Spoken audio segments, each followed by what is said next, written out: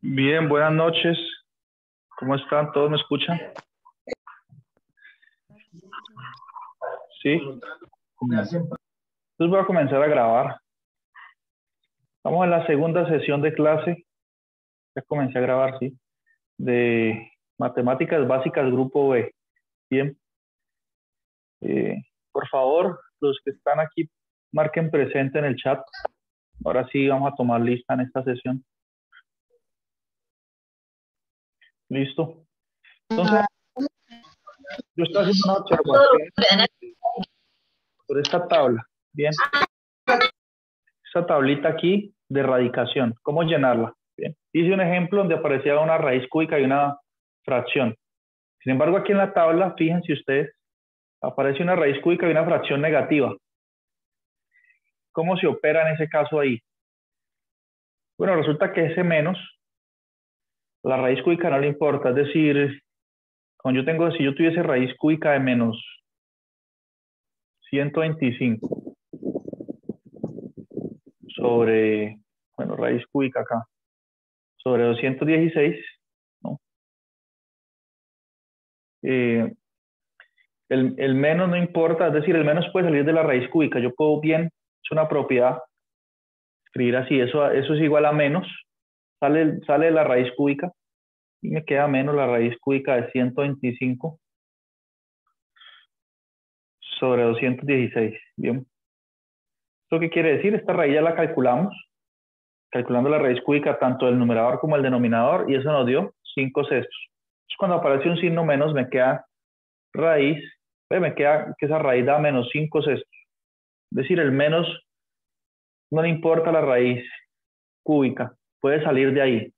Y en general, eso es cierto, que el menos puede salir de la raíz, como sucedió aquí, cuando el índice de la raíz es impar. Bien, en esas condiciones puede salir el menos, el índice es impar. ¿Qué pasa si tenemos una raíz con índice par? Por ejemplo, una raíz cuadrada.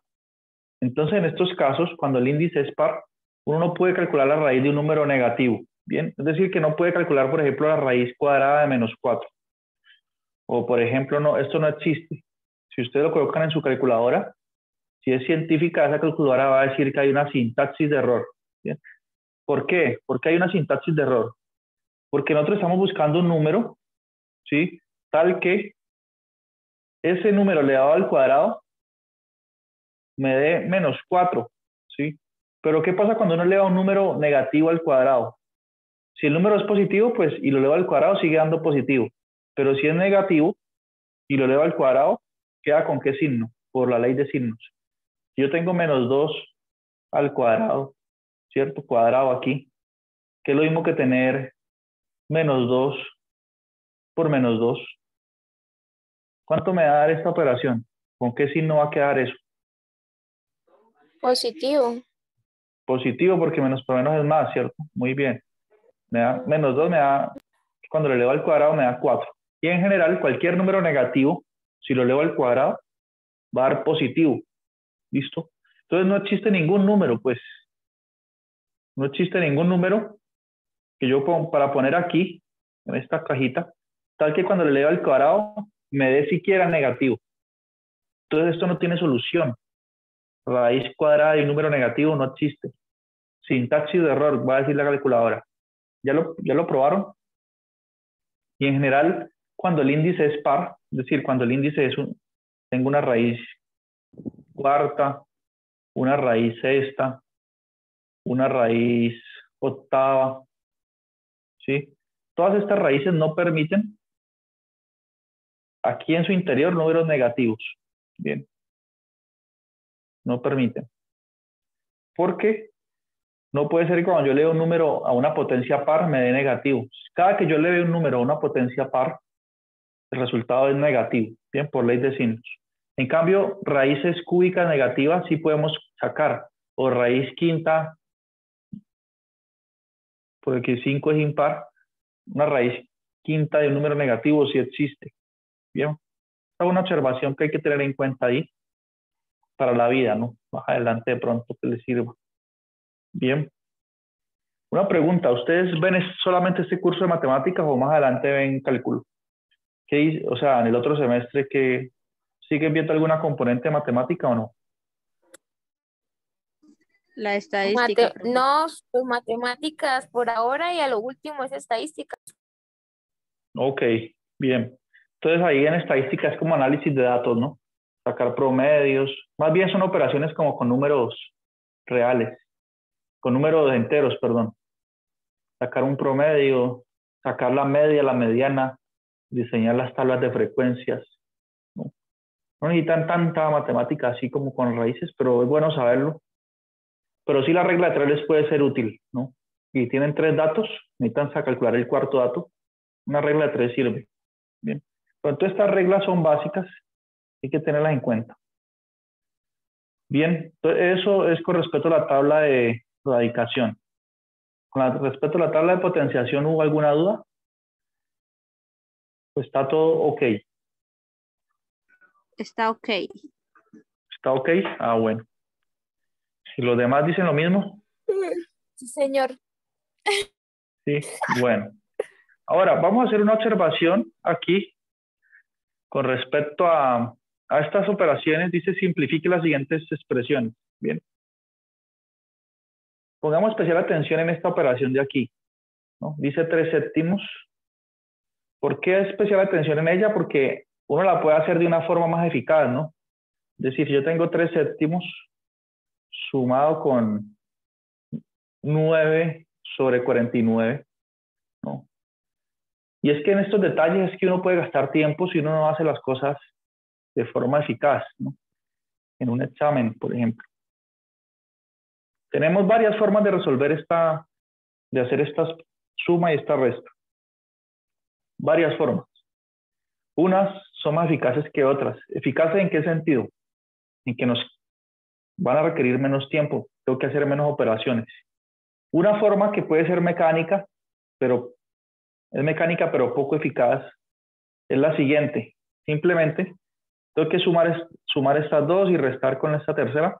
Entonces yo puedo como asociar estas dos y multiplicar en cruz aquí, así, lo que hemos aprendido, y hacer esta operación, ¿no? Y sumarlas. ¿Cuánto me da el resultado? Me va a dar aquí, el denominador va a ser 7 por 49. Ya es una multiplicación grande, ¿no?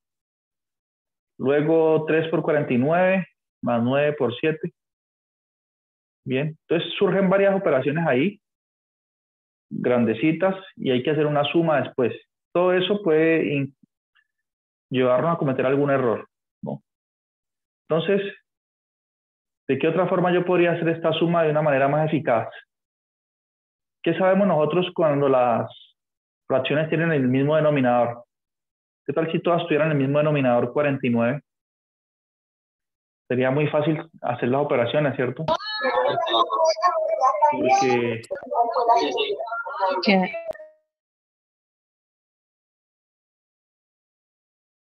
Profe tiene el micrófono apagado.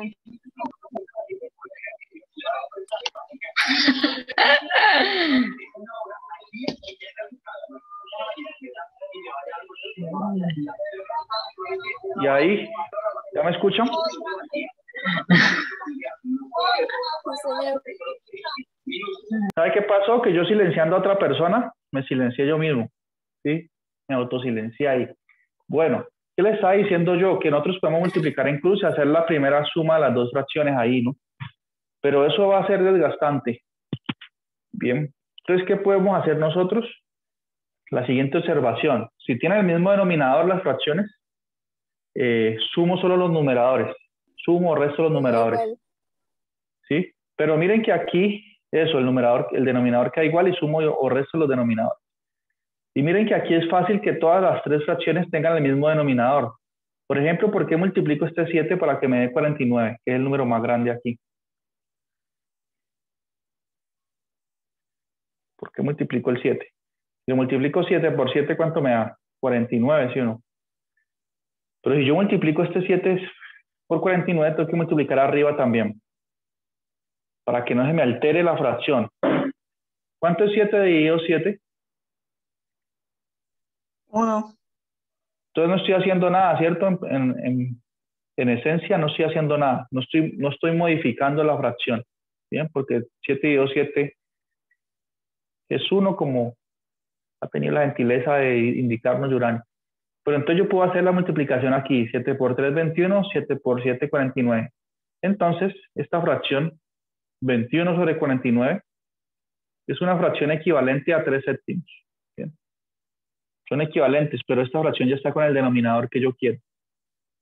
Aquí lo sumo con 9 sobre 49.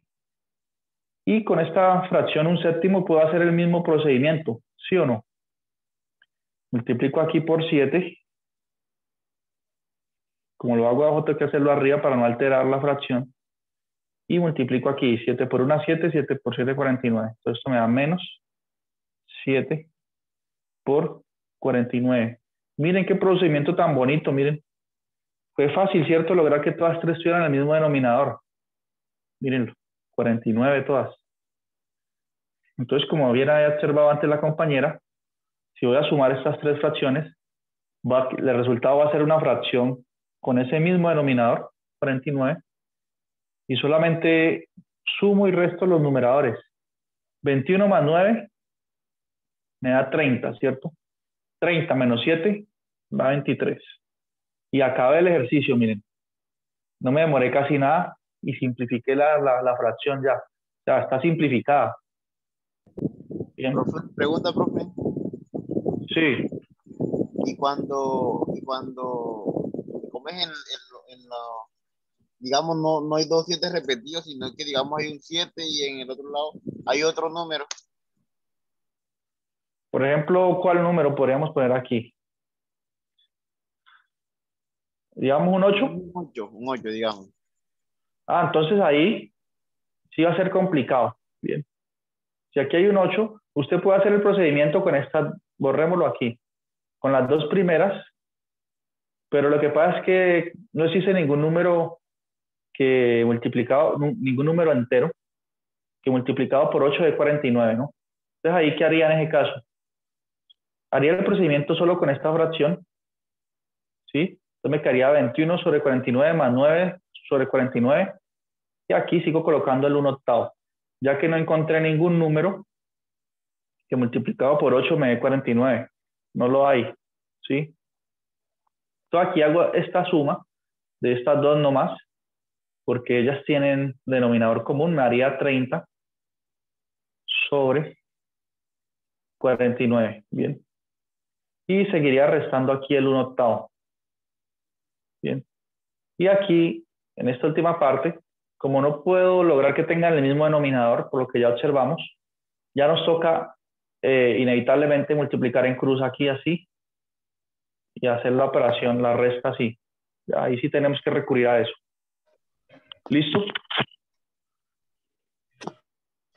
Profe, yo lo hice en ese punto que explicó ahorita, lo hice diferente a usted, pero me dio el mismo resultado. Eso. Está bien entonces. No hay problema. ¿Listo? Era una observación con respecto a eso. ¿Por qué? Porque a uno le pueden aparecer sumas fracciones, como en este caso, y es fácil que todas tengan el mismo denominador, porque en este caso porque tengo estos 7 repetidos aquí. Bien. De hecho, esta suma acá se puede aplicar la misma ley, la misma observación, porque mire que 9 por 3 es 27. Entonces yo puedo multiplicar aquí este 3 novenos por 3 arriba y abajo y hacer la suma así. Entonces se simplifica muchos cálculos, muchas cuentas. Bien, ténganlo presente. Eso les ahorra muchas cosas si ustedes están en un quiz o en un examen. Bien. De hecho, es positivo esto porque ustedes obtienen el resultado de la suma y la fracción ya está bastante simplificada. Bien. En cambio, ustedes multiplican en cruz aquí, da 9 por 27, ya es un número grande. Entonces le va a quedar una fracción equivalente al resultado que verdadero, sí, pero muy grandota. Entonces, digamos que ustedes están en un examen de selección múltiple y aparece A, B y C. Y digamos que la respuesta es la fracción, pero bien simplificada. Si usted hace multiplicación en cruz aquí, llegan a la respuesta, pero sin simplificar, entonces tienen que hacer un trabajo adicional de simplificarla para poder escoger bien cuál sería la respuesta en el campo de respuestas que tengan. Bien, es como subir una colina y luego bajarla otra vez para llegar a este punto. Lo que ha podido seguir este camino, digamos, o hacer un círculo acá. Bien, eso es una observación. ¿Qué más puedo decir de este taller? Bueno, representar gráficamente las fracciones. Solamente basta que miren las notas de la semana 2. Ahí hay varios ejemplos de cómo se representan fracciones. Bien. El único tal vez sería este caso. 8/5. En este caso el denominador es más pequeño que el numerador. Bien. En los otros casos es sencillo. ¿Por qué? 3/7, ¿qué fracción es? ¿Cómo se representa gráficamente? Simplemente ustedes toman un rectángulo Por o lo una... menos, Sí, la escucho. por lo menos una pizza, ¿no? Que tenga 7 pedacitos. Entonces se comen 3, Exacto. queda el resto. Entonces, se marca esos 3 y queda, usted pinta esos 3 pedazos y queda, esa es la representación de 3/7, ¿no? Pero ¿qué pasa cuando el denominador es más pequeño que el numerador? Entonces, ¿qué hacemos aquí? Porque tenemos que dividir una región en 5 partes y escoger 8. Pero si solo tengo 5, ¿cómo voy a escoger 8? Por ejemplo, piensen en esta fracción, a ver. Otra. Hago, por ejemplo, si es una pizza, hago 2 pizzas con 5 partes Eso, para muy poder bien. escoger los 8. Exacto. Entonces, lo que ella nos dice, muy bien, es que voy a hacer un triángulo aquí, perdón, un rectángulo, que lo voy a dividir en 3, porque la pizza es más difícil dividirla en partes iguales, ¿no? La circunferencia.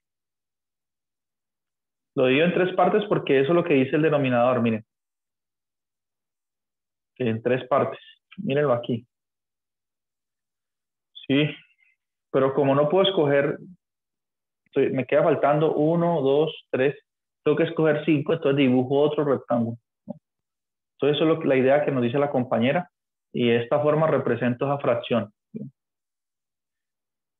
Gráficamente eso es lo que se ve. Entonces la fracción 5/3 va a ser esta de aquí. Echémosle espuma a esto. Esta con esta, con esta. 3, 4 y 5, ¿no? Esto es lo que es. Esta es la fracción, la gráfica de esta fracción. Que representa esta fracción. Bien. Este es el único caso a observar ahí. ¿Listo? ¿Qué más hay en este taller confuso? Creo que nada más, ¿no? ¿Cómo les fue con estas de falso y verdadero? ¿Qué respondió? ¿Alguien que haya hecho estas? ¿Qué respondió aquí? Dice todo número primo es impar. ¿Eso es verdad o es mentira? Falso, profe. Falso. Ahora sustente su respuesta. ¿Por qué es falso? Porque a excepción del 2, que Muy bien. sería primo y también es par. Exacto. Entonces, los números primos, recuerde que son todos aquellos que son divisibles solamente entre 1 y la unidad, ¿no? Entonces, el 2 es primo, el 3 es primo, el 5 y así sucesivamente, ¿no? El 7, el 11, el 14 es primo. Bueno, el 13 sí es. 14 no, porque 14 es 7 por 2. Se puede descomponer, entonces no es primo. 19 es primo, porque no lo puedo descomponer. 20 no es primo, porque 20 puedo escribir como 5 por 4. Y miren que de todos estos primos, del 3 en adelante, todos estos números primos son impares, además, ¿no? Porque si no fueran impares, todos serían divisibles entre 2. Y entonces no serían primos. Pero el único, como bien observa la compañera, que es primo y es par es el 2. ¿Sí? Porque el 2 tiene mitad. Entonces por eso es par. Y es primo porque solamente es divisible entre el mismo y el 1. Bien. Entonces muy bien esa respuesta. Porque aquí nos están dando un cuantificador, nos están diciendo todo. Y entonces tenemos que decir, no, todos no. El 2 no. El 2 es primo y es par. Entonces todos no. Hay que decir falso aquí. ¿Listo? Con respecto a las demás preguntas que De falso y verdadero, ¿qué vieron ustedes? ¿Qué sí, qué no?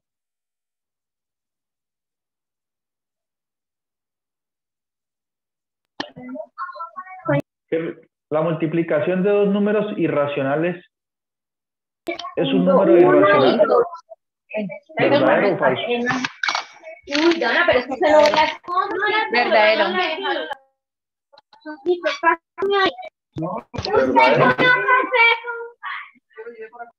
¿Por qué? A ver. Es falso, ¿no? Y vamos a ver por qué. Es un dato, yo lo doy como un dato, no lo probé, que los números de la forma raíz, por ejemplo, raíz de 2, este número es irracional. ¿Listo? ¿Por qué? Porque él tiene, si lo escribimos en forma decimal, ¿alguien tiene calculadora ahí? ¿Cuánto da raíz de 2 más o menos? 1 punto qué.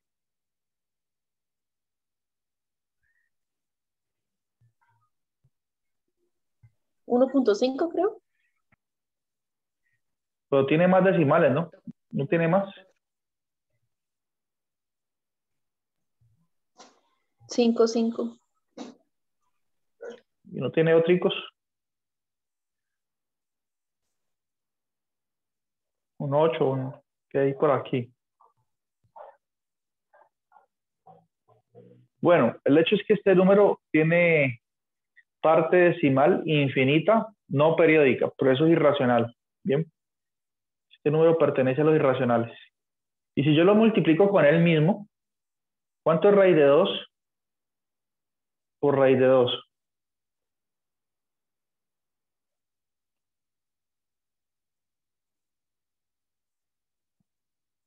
Es como tener raíz de 2 al cuadrado, ¿no? Porque ¿cuánto es 2 por 2? 2 por 2 es 2 al cuadrado. ¿Cuánto es 3 por 3? 3 al cuadrado. Raíz de 2 por raíz de 2, pues es raíz de 2 al cuadrado. ¿Sí o no? ¿Y qué dijimos nosotros? Que la potencia y la radicación son funciones inversas, ¿no? Es decir, que el cuadrado, este cuadrado aquí y la raíz se cancelan. Entonces, raíz de 2 por raíz de 2 es 2.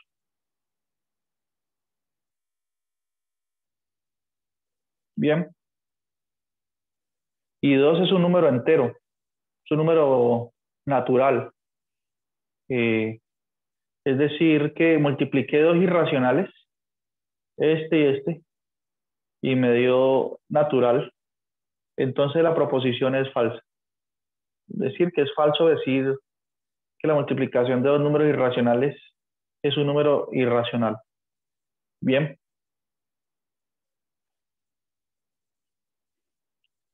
Bueno, ¿hay más preguntas sobre esta parte o no?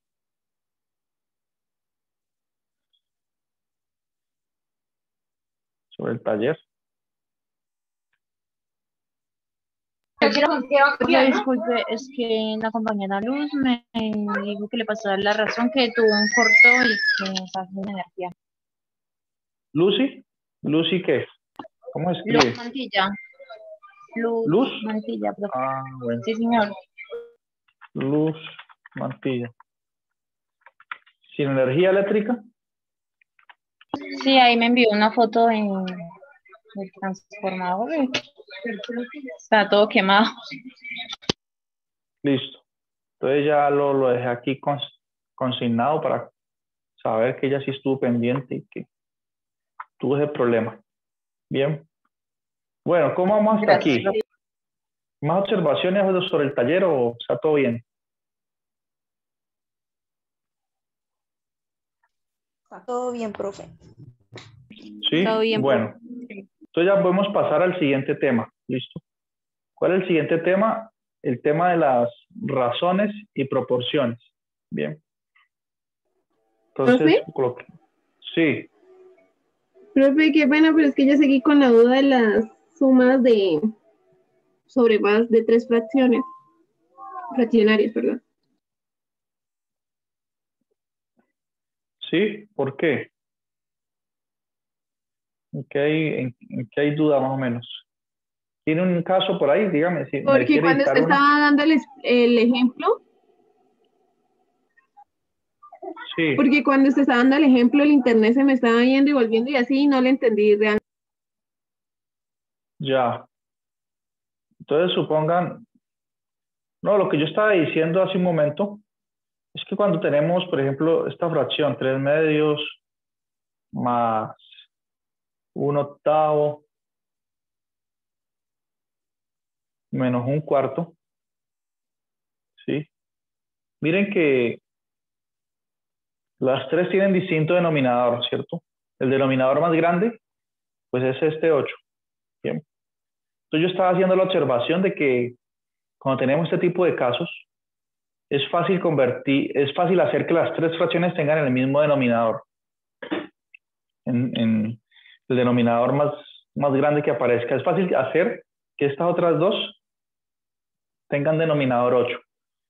¿Y por qué yo deseo que tengan denominador 8? Porque cuando las fracciones tienen el mismo denominador y las sumo o resto, el resultado va a ser una fracción con ese mismo denominador 8 y opero solamente los numeradores, sumo o resto los numeradores. Bien, eso es lo que estaba diciendo.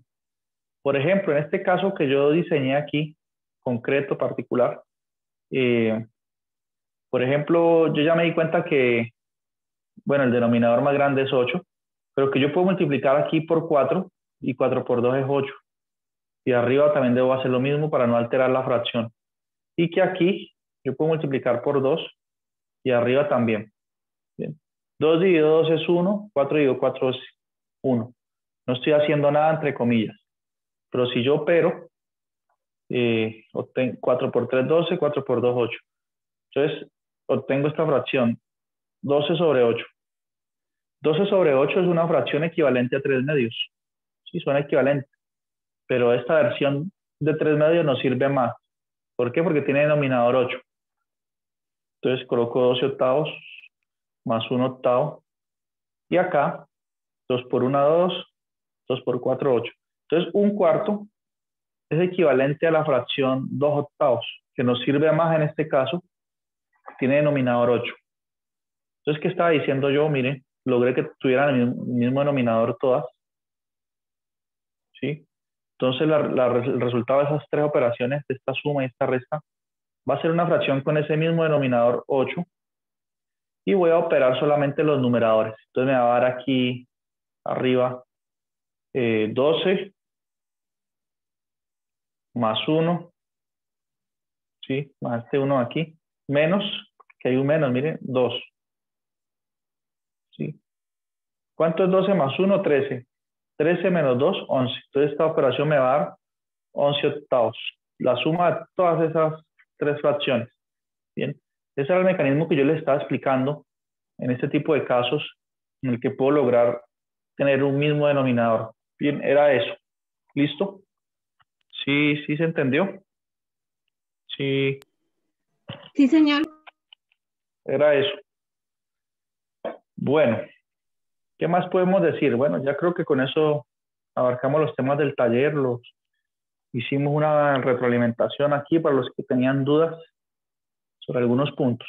Si no es más, entonces sigo con el tema nuevo. ¿Listo? ¿Cuál es el tema nuevo? Razones Razones y proporciones. y proporciones. Bien, pero es más de lo mismo que hemos estado haciendo.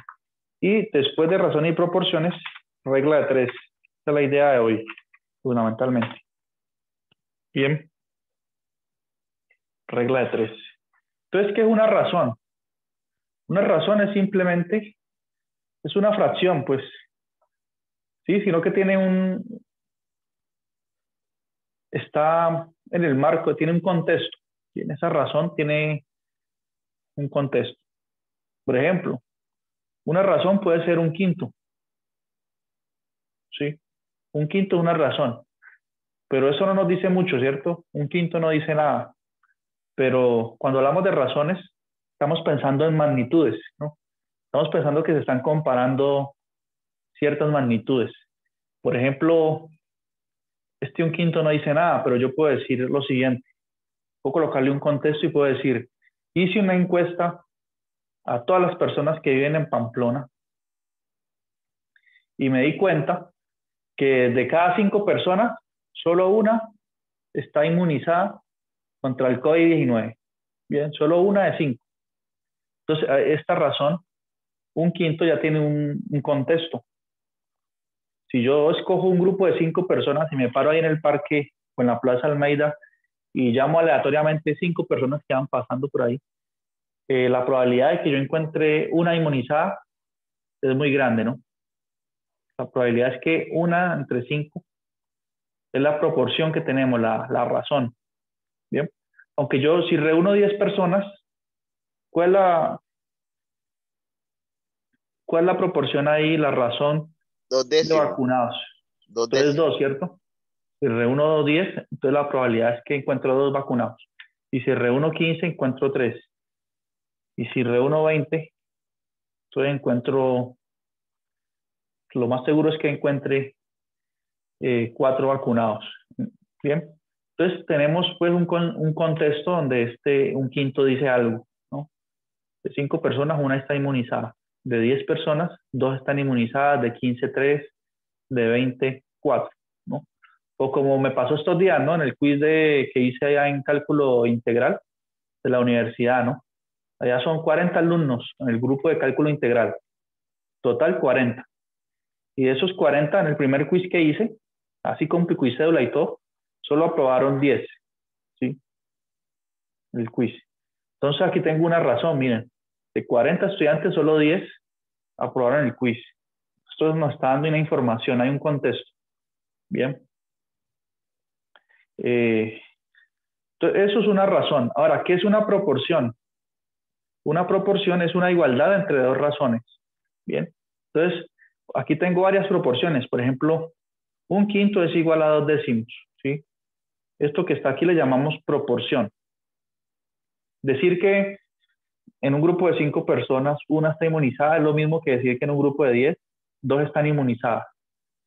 Entonces, esto es una proporción, esto aquí, ¿sí? Ese es el concepto. Proporción es esto, una igualdad entre 2 razones. Bien, aquí tengo más proporciones, sí. Miren esta otra proporción. 3 quintos es lo mismo que decir 4 sobre 20. ¿Sí? Porque es lo mismo decir que en un grupo de 15 encuentro 3 inmunizados que decir que en un grupo de 20 encuentro 4. Bien. Entonces esto también es una proporción. Una igualdad entre 2 razones. Bien. Tenemos esos 2 conceptos sencillos. ¿Listo? Ahora viene un teorema que se llama un teorema, un resultado, que yo ya lo había expresado en otra clase, ¿no? Un teorema fundamental. Digamos. Cuando yo sé que 2 razones son proporcionales, es decir, si yo tengo la razón A sobre B y tengo la razón aquí C sobre D, ¿cómo yo sé que efectivamente son proporcionales? Es decir, que estas fracciones son iguales. Entonces, el resultado dice que estas razones son proporcionales, sí, solamente sí, o es equivalente a decir que cuando multiplique estos números aquí, A por D sea igual a B por C. ¿Sí? A por D tiene que ser igual a B por C. Por ejemplo, ¿cómo yo compruebo que efectivamente estas 2 razones son proporcionales? Pues miren, 1 por 10, 10 y 5 por 2, 10. Entonces, se satisface esta condición. Entonces, sí son proporcionales. ¿Cómo yo sé que estas 2 de aquí que dije que son proporcionales lo son efectivamente? Pues miren, 3 por 20 es 60 y 4 por 15 también es 60. Entonces son proporcionales. Bien, hay que tener en cuenta esto. ¿Listo? Entonces, es el concepto sencillo de razón y proporción. Hay un contexto. Bien. Por ejemplo, cuando otro contexto, además de la inmunización con COVID, por ejemplo, si yo sé que de Pamplona a Cúcuta hay 60 kilómetros y digamos que yo viajo y me demoro 3 horas, entonces yo tengo esta razón, miren, 60 dividido 3 es una razón que me va a decir la velocidad promedio que yo tuve en ese recorrido. ¿Bien? Que kilómetros sobre hora es velocidad. Entonces, 3 sobre 60. Si yo hago la división, eso es lo mismo que tener 20 sobre 1. ¿Sí? O 20. Coloquemos el 1 aquí. 20 kilómetros por hora. Es decir, esta razón me está diciendo que yo recorro 20 kilómetros en 1 hora. ¿Sí? Esa es la información que me da. 20 kilómetros por cada hora que pase. Si pasan 3 horas, yo recorro 60. Si pasan 4 horas, yo recorro 80 kilómetros. Entonces, 20 sobre 1 es una razón proporcional a 60 sobre 3, que a su vez esa es proporcional a... Si en 3 horas recorro 60 kilómetros, entonces en 4 horas recorreré 80. Entonces, esto es proporcional a esto. Bien. Otro ejemplo de razones proporcionales. Bien. Ahora, ¿qué es lo que cuál es nuestro objetivo hoy al final de esta clase? Poder resolver ese tipo de problemas, Miriam.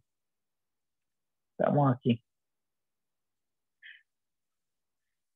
Por ejemplo, nos dicen problemas que son cotidianos, ¿no? Nosotros vamos a estudiar la regla de 3 simple. Entonces, digamos que nos dicen que si el precio de 20 artículos es de 48,000, ¿sí? Entonces, ¿cuánto es el precio de 107 artículos, ¿no? Y esto se va a poder resolver usando este concepto de proporción y la regla de 3, ¿no? Entonces tenemos que entender que es una proporción. Y no solo eso, sino que hay que entender también cuándo dos magnitudes son proporcionales y cuándo dos magnitudes son inversamente proporcionales, ¿no? ¿Estamos todos bien hasta ahí? Lo que queremos hacer, los problemitas que queremos resolver. Hasta un problemita como el siguiente queremos resolver. Miren este tan interesante aquí. Pareciera que no tiene que ser un físico para resolverlo. Resulta que no, que solamente hay que tener conceptos de proporciones y cuando dos magnitudes son directamente proporcionales o inversamente proporcionales, ¿no? Por ejemplo, miren aquí. Dice, un grifo que echa agua, es decir, una llave, lanza agua a razón de 20 litros por minuto, ¿no? Ese es el caudal. En un minuto salen 20 litros de agua. Bien. Y resulta que con ese caudal de agua se llena un tanque y se tardan 6 horas en llenarlo. ¿Listo? Está bien la pregunta. Al día siguiente, el mismo tanque se llena pero en 5 horas. Estaba vacío de nuevo y se llena pero en 5 horas. Bien. Se llenó en menos tiempo. ¿Por qué? Porque seguramente el caudal aumentó. Ya no era 20 litros por minuto, sino que eran 24, 25. Tendríamos que averiguar. Esa es la pregunta de hecho. ¿Cuál es el caudal del grifo el segundo día? ¿No? Porque lo llenó más rápido el tanque, ¿no? ¿Cuál es el caudal? Pareciera que tenemos que ser físicos teóricos, ¿no? Para responder esta pregunta, pero no, resulta que si conocemos de proporciones y de las relaciones de proporcionalidad entre las variables involucradas, que es lo que vamos a ver a continuación, resulta que no es complicado, que es un problema de regla de 3. Bien, entonces, hagamos una pausa, que acabó el tiempo otra vez, y enseguida empezamos a hablar sobre qué son magnitudes inversamente proporcionales y directamente proporcionales. Bien, para poder ya entrar a estudiar la regla de 3. ¿Listo? Y aprender a resolver unas ecuacioncitas muy sencillas, que eso es lo que se requiere para aplicar la regla de 3. Entonces, enseguida continuamos. Bien. Yo les envío un link ahorita a las 7:40, 7 minuticos ahí para que hagan un estiramiento. A las 7:40 les envío otro link. Bien, son las 7:33. ¿Ya todo el mundo marcó presente? Bueno, ya voy a guardar el chat aquí. Listo. Dios. Bueno, entonces 7 minuticos, pausa activa, estiramiento y continuamos.